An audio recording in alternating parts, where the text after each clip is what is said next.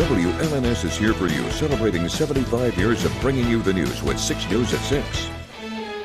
Kickoff for the Michigan State versus University of Michigan football game is about 24 hours away now, but a lot is going on right now to get ready for what's expected off the field. And it's our top story at 6. Thanks for joining us. I'm Siobhan Klepfer. And I'm Jorma Duran. East Lansing is going to be flooded with football fans this weekend for the big rivalry game. And with a huge increase of people in the city, agencies like the East Lansing Police Department have been preparing for everything. Yeah, 6 News reporter Delaney Rogers joining us live in the studio. She's here for you now with how you can stay safe this weekend while also still having fun. Delaney.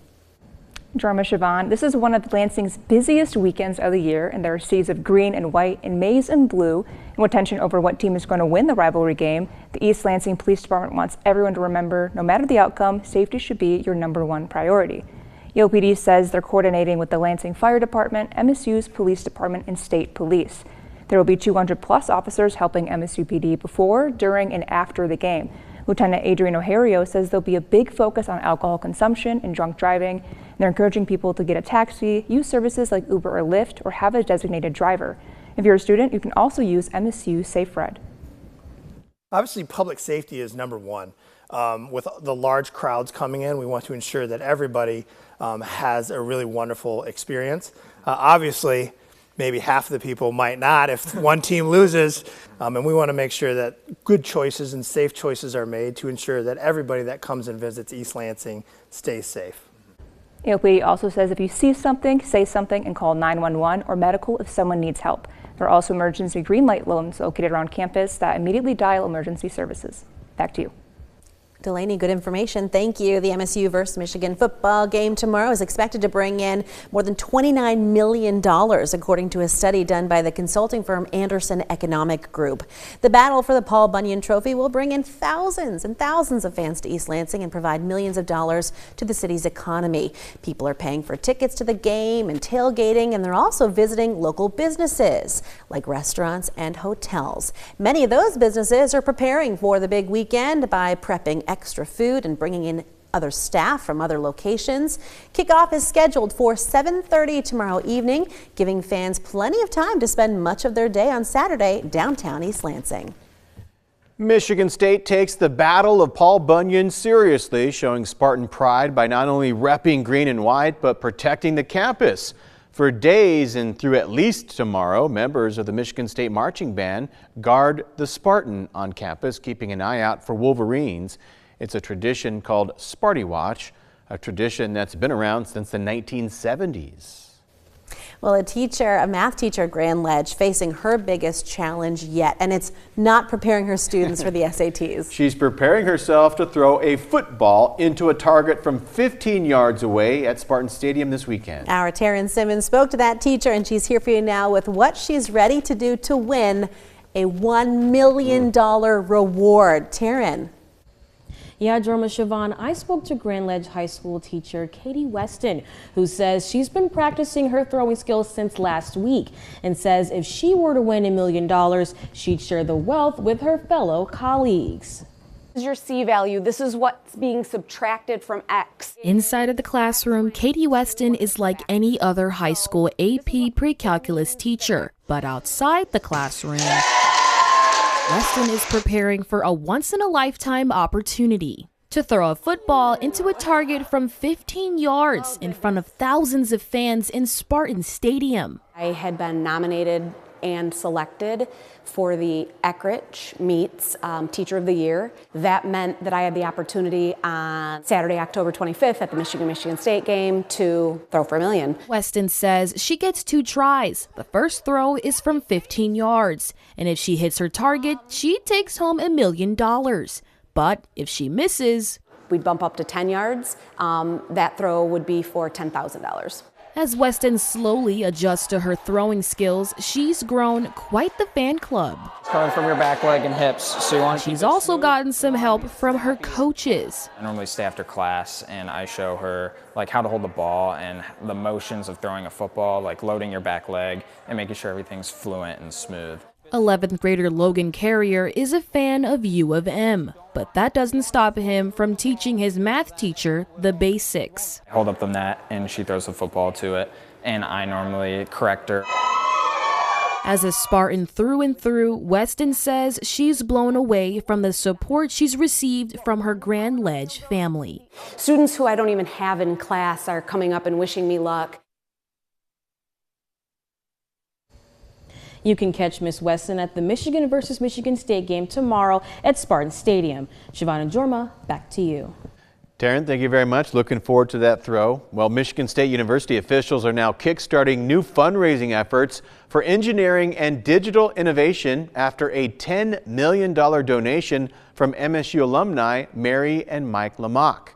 MSU President Kevin Guskowitz says, "We are grateful for the vision and generosity of the Lamachs, who were the first to step up for this project to support the next generation of hardworking Spartan innovators. These future Spartans will serve and empower their communities and ultimately transform our world for the better," which is a fitting tribute to Mary and Mike. In other news, tonight at 6, FEMA has rejected Michigan's appeal for additional disaster aid tied to the ice storm this past March that crippled northern Michigan. In a letter reaffirming its earlier decision, FEMA denied funding for permanent utility repairs and individual assistance for residents with housing and disaster-related losses. The storm in March, which went from the 28th through the 30th, it brought extreme ice accumulation, prolonged power outages, hazardous conditions, and record infrastructure damage across northern Michigan. In a developing story, a 12-year-old Grand Ledge boy is dead after a bike versus car crash in Delta Township late last night. Eaton County deputies were dispatched to the area of Willow Highway and I-96 around 11:30 last night. They say the boy was riding his bike when he was hit by a vehicle heading east on Willow. They say the 12-year-old was pronounced dead at the scene. While details are still limited, a county spokesperson tells 6 News the boy was wearing safety gear. Stay with us as we work to learn more. From Storm Tracker 6, this is Weather First, sponsored by Auto Owners Insurance. Simple human sense. Dry weather has made a return to mid-Michigan today, and it will be sticking around for the weekend, even though we are still going to be dealing with some cooler temperatures. Before we get into the forecast, let's talk about our picks on 6 for the day. This is Annetta taking this picture over in Lake Odessa. You can see some of the fall foliage on that big, beautiful tree in the background there. Remember, you too can see your picture featured right here on 6 News at 6 every evening. To do so, just upload your photo to our website, WLNS.com/share. Again, most of us are still dry across the area this evening. However, you will notice that the further north you go, you still are coming in contact with some of those very light lake effect rain showers. Most of us right now just dealing with those mostly cloudy skies. This cloud cover will slowly begin to taper off as we go into the overnight hours tonight. Overall, still partly cloudy, which means temperatures as we kick off the weekend are going to be fairly chilly. Saturday morning, likely going to be waking up to readings in the mid to low 30s across the area. We'll balance that out with a lot more in the way of sunshine during the day, however. On Saturday, bouncing in between partly cloudy to mostly cloudy conditions across the area. Notice just in time for kickoff for the big game tomorrow. Still no threat of any precipitation across our region.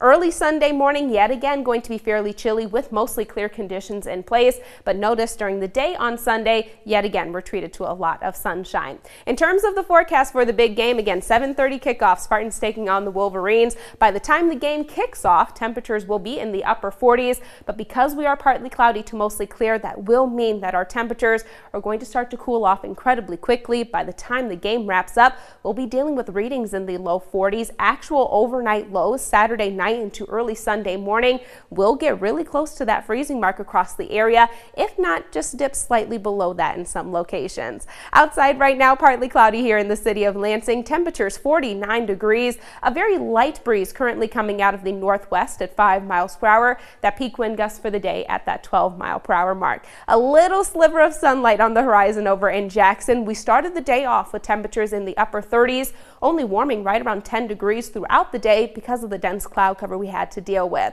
47 for your current temperature over in Hillsdale. A beautiful look over in St. John's this evening. Temperatures currently sitting at 49 degrees. Again, as we go throughout the overnight hours, partly cloudy conditions in place, relatively light winds, temperatures cooling down into the mid-30s. As we move into our Saturday, 52 degrees for your high temperature. It is warmer compared to what we are seeing today, but notice that normal high, or the average high for this time of year, 57 degrees. So still consistently, we're going to be below that mark, but still we have a lot of sunshine to hopefully make up for it. Cloud cover starts to increase Wednesday and Thursday of next week. Halloween still able to keep it dry. However, maybe a couple of sprinkles very early on in the morning. Next weekend on Saturday, a few additional chances for rain. We'll know more as we get closer. I know, I know. but We got a long way to go. a lot of people like, oh, come on, I know. I know. It's holding in there. Trust me, it's a lot of stress once you get to next Friday making the forecast Yeah, here. because you got parents like us being like, okay, You're like, come oh, on. what Hey, about so what do really you got? stay here, How we Kendall? doing? Make over it there in that happen. family? Yeah. I know, make Still it try happen. for now, at least. Thank you, Kendall. Still to come tonight, with SNAP benefits being paused in November, several organizations are now trying to fill that void. We'll tell you how when 6 News at 6 returns.